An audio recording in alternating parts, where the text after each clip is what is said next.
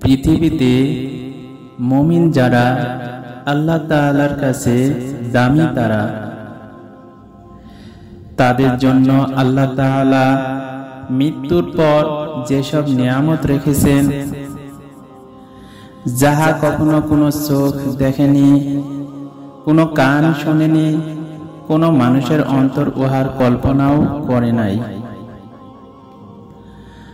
আর যারা মুমিন বান্দা হিসেবে দাবি করে, তাদের মধ্যে তিনটি বস্তু থাকতে পারিবে না। নাম্বার 1, দুনিয়ার মহব্বত থাকবে না। নাম্বার 2, শয়তানকে অনুসরণ করবে না। নাম্বার 3, মানুষকে কষ্ট দেবে না। আমাদের পরবর্তী কন্টেন্ট মানুষ 6 কারণে ধ্বংস হয়।